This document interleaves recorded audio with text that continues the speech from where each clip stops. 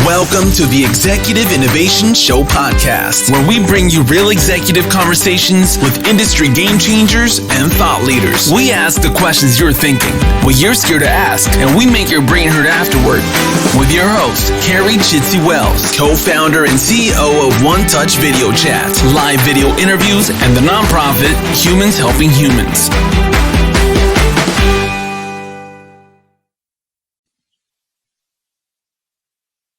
Hello, everybody, and welcome to the Executive Innovation Show podcast. We have a great podcast today. We're going to be talking about filling your belly with culture and in depth with Potbelly, brought to you by Live Video Interviews.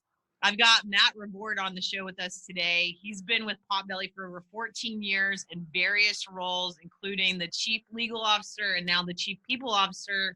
He was previously head of Potbelly's franchise program, and he started his career at the law firm Kirkland Ellis in Chicago.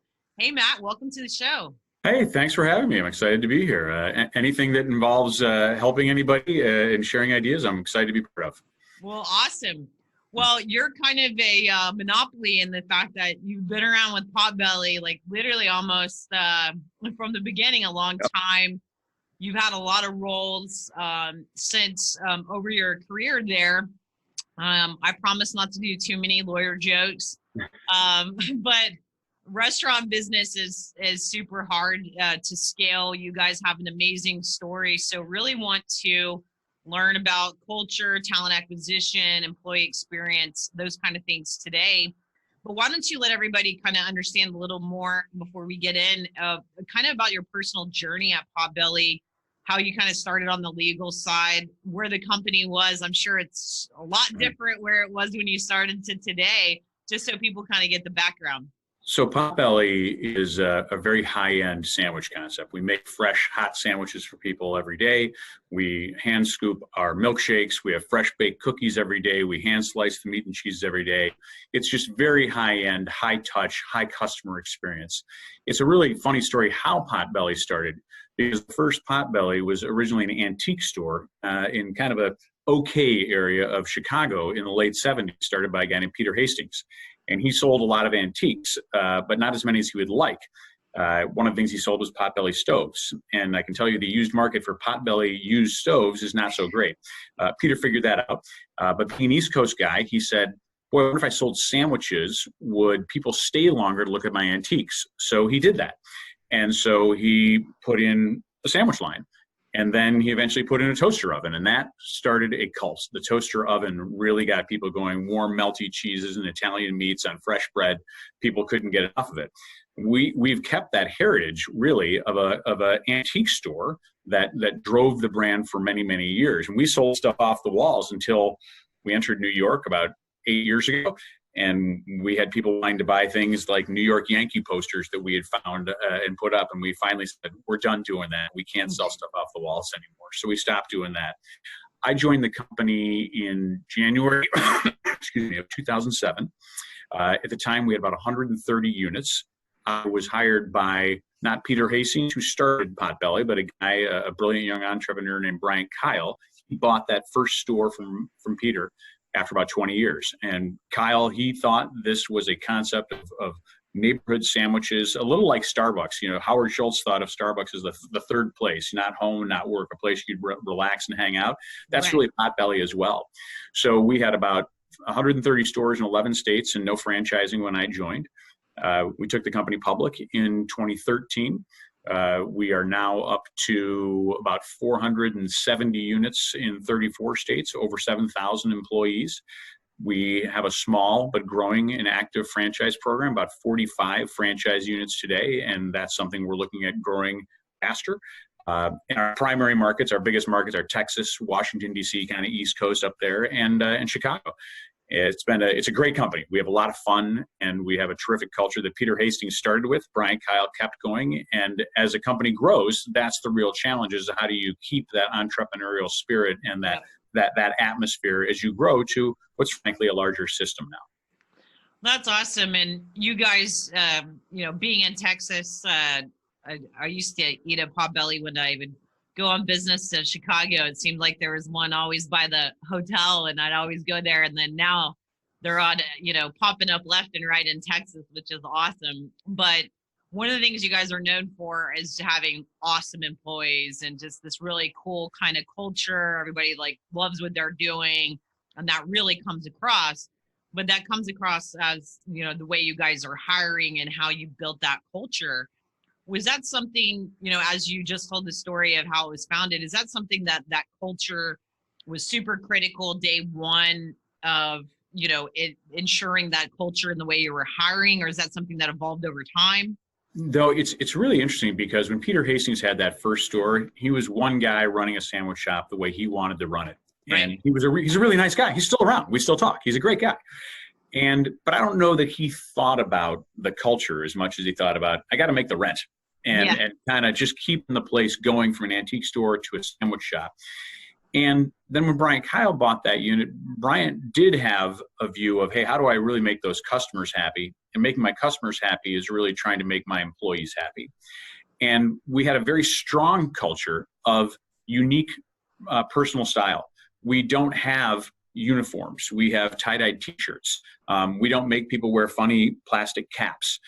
They can wear bandanas or hats. It's got to meet the health laws and health codes, of course. But our people wear jeans. They can wear their own tennis shoes. They don't have to wear funky restaurant shoes, stuff like that. And so what's interesting about it is that culture grew kind of, as people would say, tribal knowledge, as we grew from 1 store to 10 stores to 100 stores.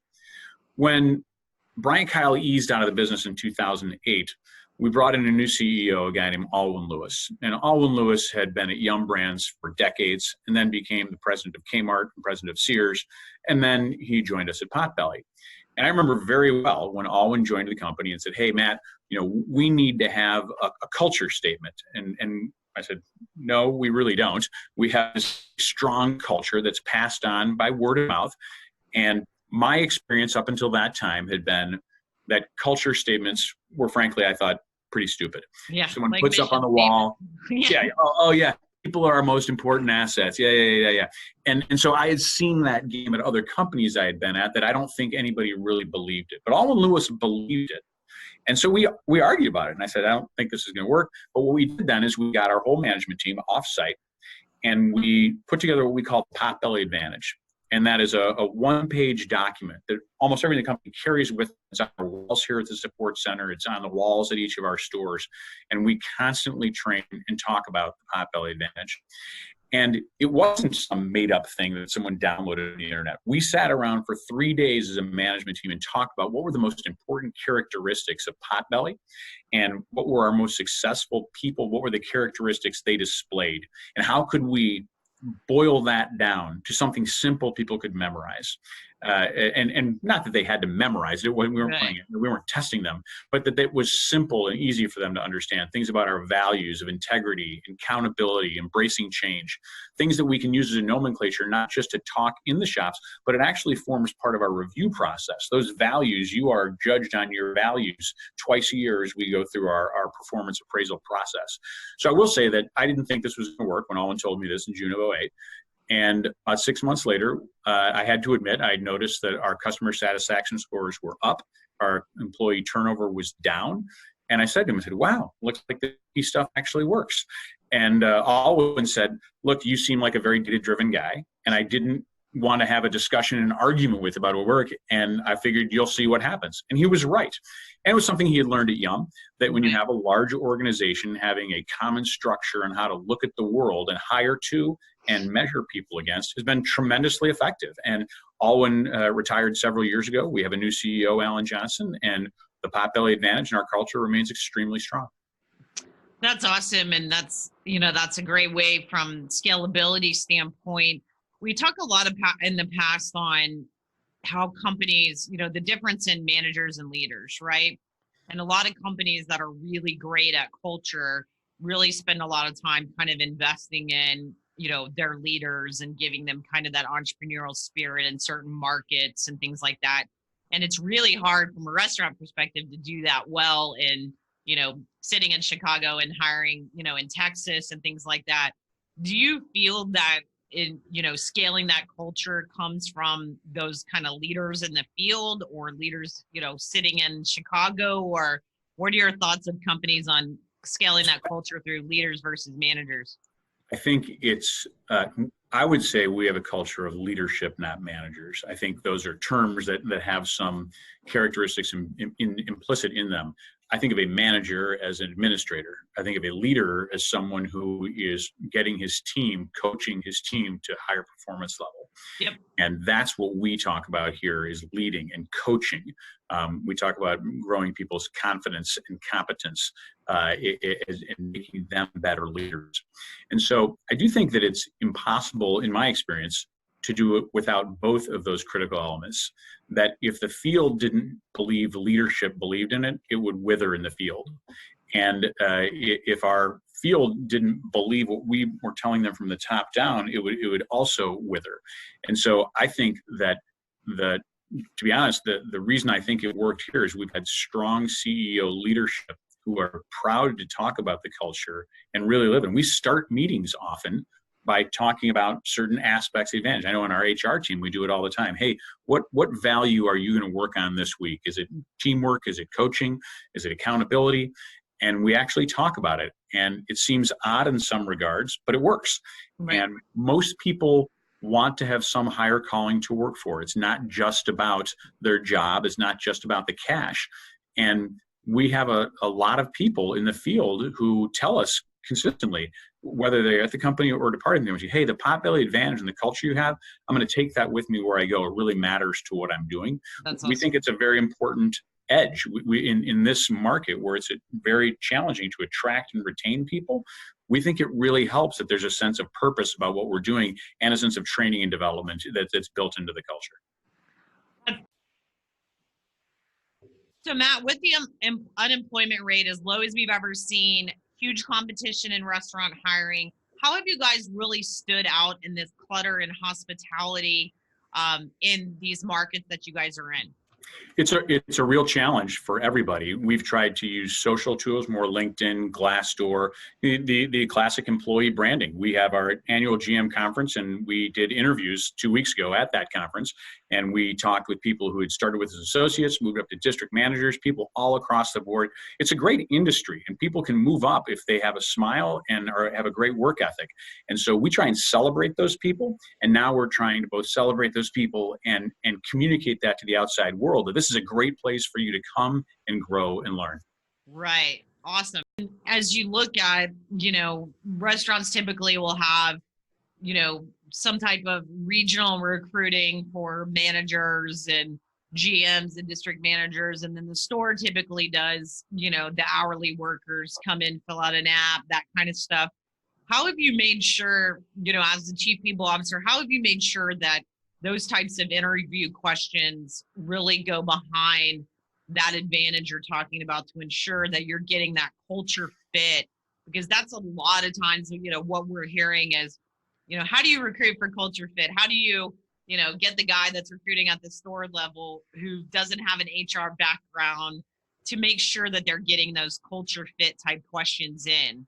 So I think it's a challenge in balance because again, in the last year, we've done a lot. We had a tool we used as a preliminary screening tool that took an applicant 22 minutes to go through.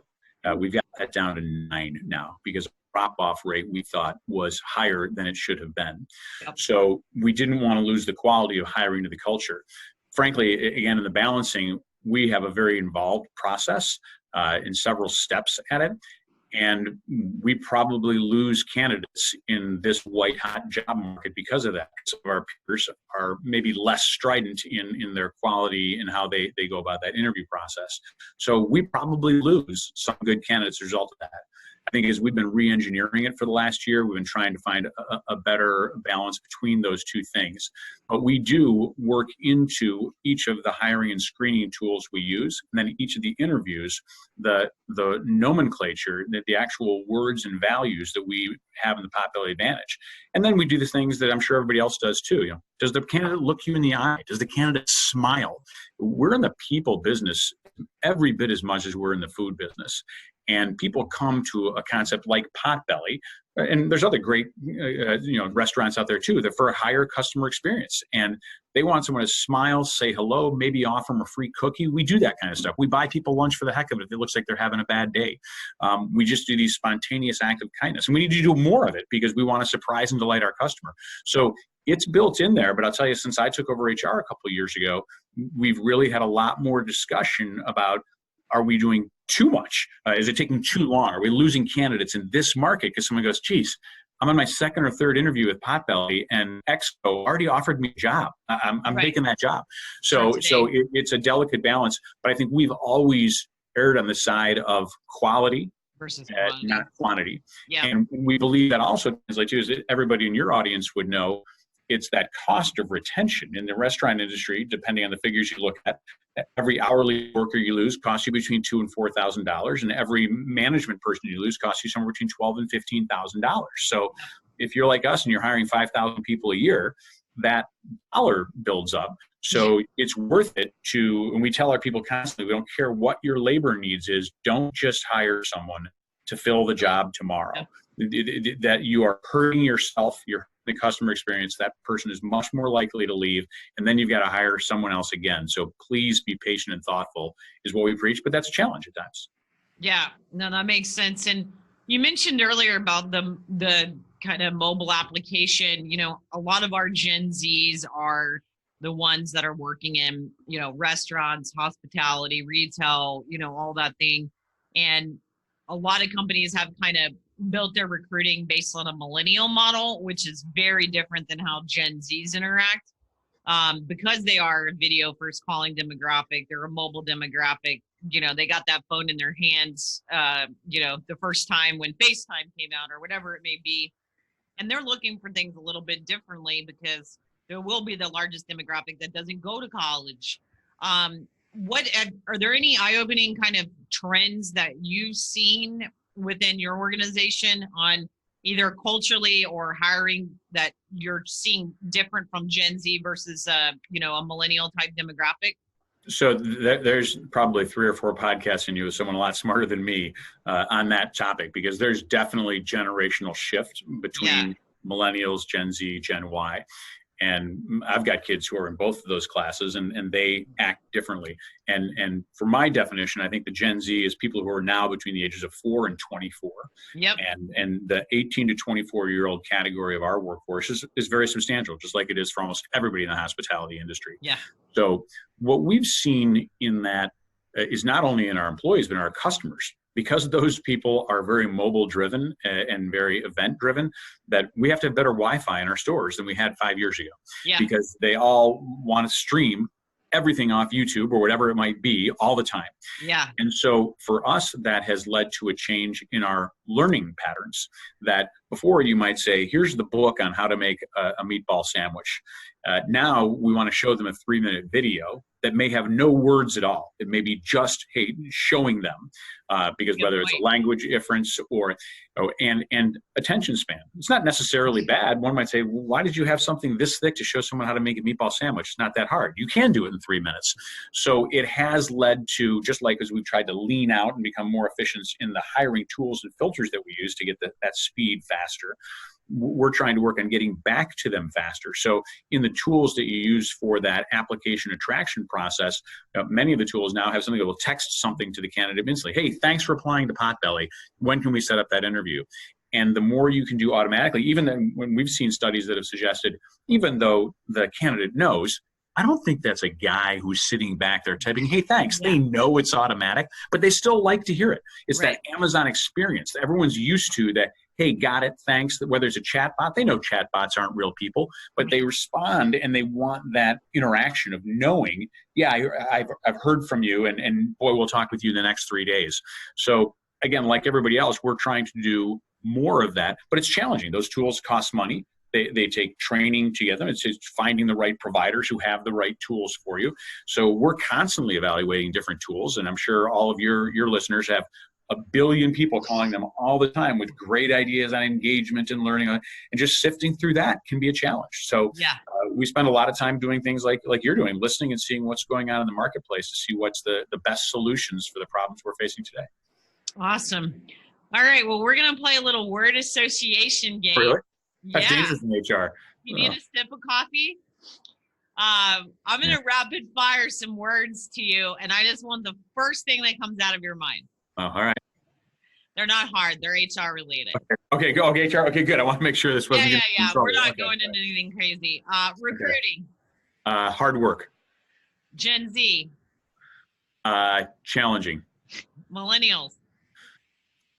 Searching for something different. Culture. Critical. Retention. A work in progress. Sandwich. Great Potbelly. Leaders. Boy, it's funny. The first thing it was maybe controversial. It was born, not made. That was the first thing I thought of. That's the first thing I always say. So that is perfect. And I believe that. That said, I also believe that anybody their leadership skills can be enhanced. I don't think there's people who we throw away the side road here, but there's some people who seem to have a knack for it, that just seem to have an edge, just like some people are better at math. I say the same about work ethic too. So that's a really interesting point too. Yeah, absolutely. Yeah. Managers. Not leaders. Yeah, exactly. Cool. What is your go-to Potbelly sandwich that we should check out? I have to tell you that I eat Potbelly for breakfast. You have your own. Every day for breakfast, every day for lunch. One thing, and I have for 14 years, and I don't weigh any more than I used to, I have to admit, because Potbelly is really healthy too if you don't have cheese and mayo on everything. You got the skinny side behind you. So absolutely, right. We get skinny, 1/3 less calories. It changes for me. We have a really great menu. I think my go-to was originally the Italian. I love the Italian, capicola and salami, and it's melted cheese, and it's great. But for the last couple of years, I've been a chicken salad guy. We have a really great chicken salad. It tastes a lot like my mom's, to be honest, so it's really, really good. And I don't know how healthy it is for me or not, but I love that. And we've just rolled out a new sandwich with 5 strips of Newski's bacon on it. And I'm telling myself that's a high protein, good choice for the paleo diet because, man, 5 pieces of bacon is a really good lunch. There's more to it. Avocado and tomato, it's fantastic. But go try the new BLTA if you like bacon. This gourmet that bacon. Sounds keto good without the bread. Yeah, you can get it that way too if you want. You can get it in a salad bowl, and we'll make it for you that way. So I'm very lucky. We've got great breakfast and great lunch, and I love eating there every day. That's great. Well, as we close the show, we always ask our final question, which is, what is one thing that is keeping you up at night, HR related or hospitality related, outside of kids, spouses?